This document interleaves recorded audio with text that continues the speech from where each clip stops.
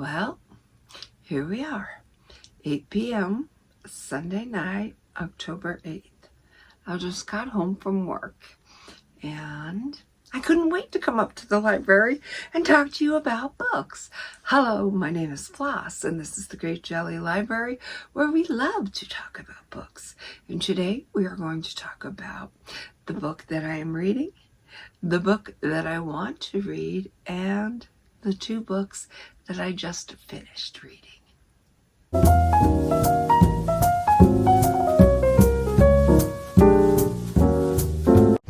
It is chilly, so I came home and I'm getting ready for bed, but I had to put on a track jacket because it's a little chilly.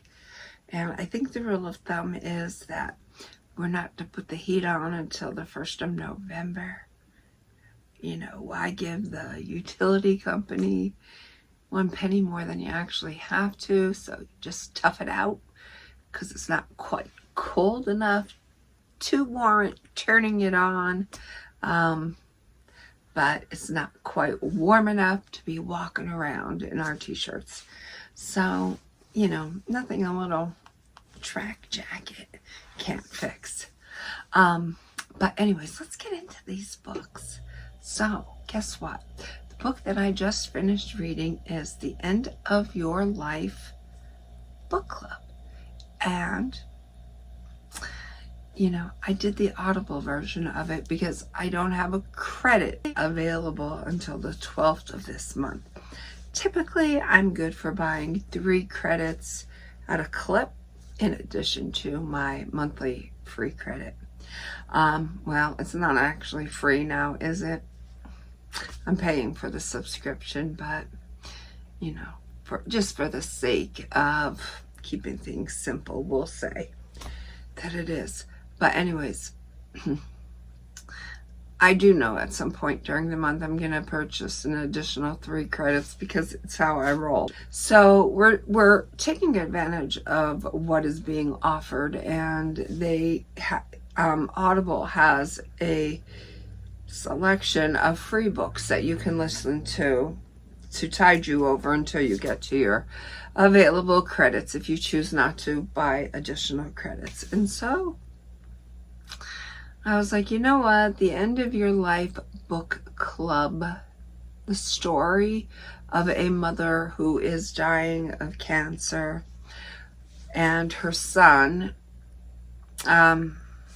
who they, without actually officially setting up a book club, start a book club amongst the two of them. What they're trying to do is determine what books are appropriate for one to read while they're facing a situation as dire as cancer.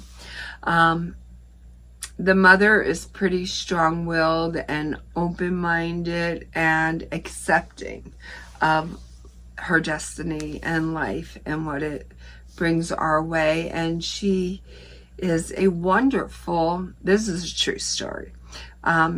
She's wonderful in that she doesn't want any pity or medals of bravery for enduring what she's going through.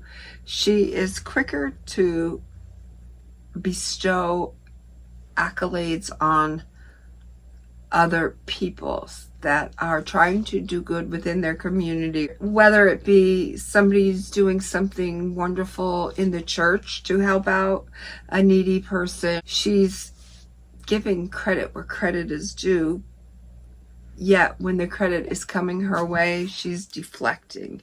I don't know, I think there's some sort of humanity and humility and just a wonderful sense of humbleness that comes with a person who possesses such special characteristics. Because let me tell you, life can be cruel and life can be hard.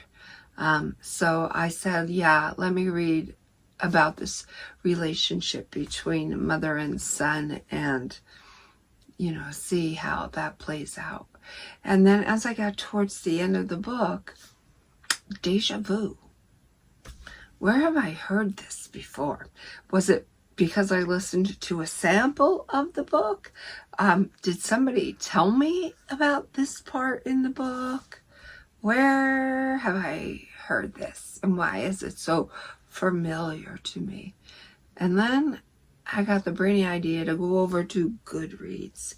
And as I was typing this book in as finished, lo and behold, it told me I had already read this book 2 years ago. So mystery solved. So I actually unknowingly read this book twice. And my honest opinion of this book is it's very vanilla. I like vanilla, so I'm okay with that. There's no bells and whistles about this book. It's pretty straightforward, and it's pretty humbling. I'm okay with that. It's not a book that I'm going to brag about or go out there and recommend, but I will go as far as saying, if the book falls in your lap, give it a go. There's many things to be learned from this book, many takeaway experiences that we can gain in reading this book. So it's a book worthy of reading. I just think that maybe it could have been told in a more outgoing kind of way, maybe more gripping, or maybe the author, their intention was for it to be mellow and low-key. Not everything in life has to be hyper, right? Sometimes slow and steady gets the job done. And I feel like this is what this book is. Slow, steady, worthy, touching. It's a good book. The second book that I read is, what is the name of that darn book? Oh, Flipping Boxcars. What on earth could that be about? This novel touches on a whole other realm of what it means to be alive. There is sibling rivalry. There is jealousy. There is loyalty. There's support, passion, love, moments in a relationship that can anger us to our core. It's a book about gambling. It's a book about women of the night. It's a book about family, trust, betrayal, friendship, rivalries, acceptance, denial. It touches on every aspect of life. Scheming, wrongdoings. It's a pretty interesting book. I was not bored reading it. Flipping Boxcars. I think after reading this, I didn't know this, but I guess it's terminology for roll of the dice. But I didn't know that. Yeah. At no time was I bored within this book. I enjoyed it. I would recommend it. I liked it. 1 out of 5 stars. I'm giving it 5. I think they did a fantastic job in writing it. It was a great story, and it was an interesting storyline to follow along with, and I was here for it. I enjoyed it. Now, I'm not going to say too much, because I'm going to give a book review on this book alone. This is a standalone book, so it needs a standalone book review. Rachel Harrison, such sharp teeth. Yes, I read Rachel Harrison Cackle just a week or two ago, and 2 thumbs up. I like her writing style. I like her sense of humor. I like how it really, truly has the capability to transport me from my everyday life into the life of these characters. She does a wonderful job in portraying these characters and bringing us into the storyline. So, I was excited to read this one and see if she could repeat that process. And she does.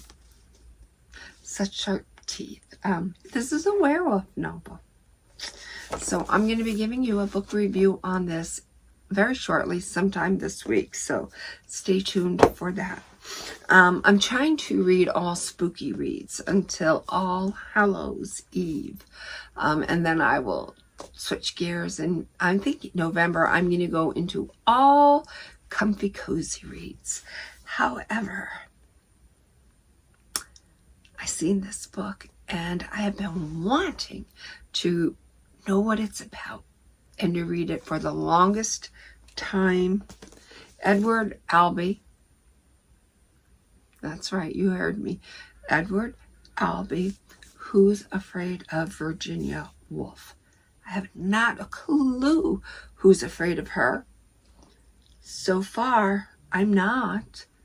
Maybe after the book, I'll say, yeah, Virginia's one to be feared.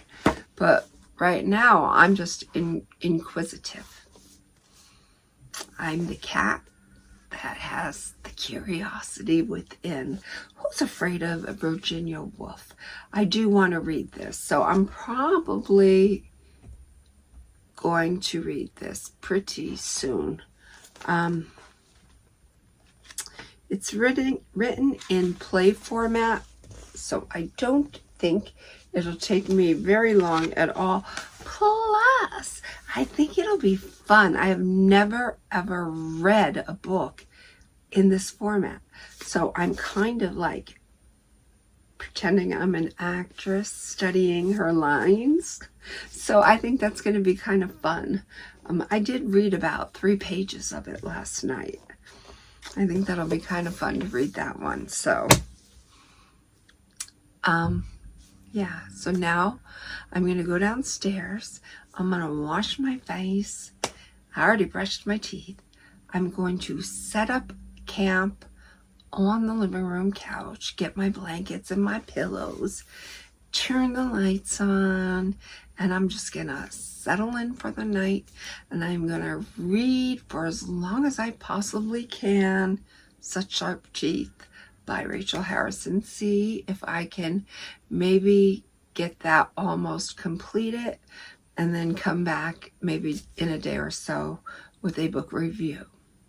Until my next video, know I love you. Be well, be good, be reading, and may all your book dreams come true.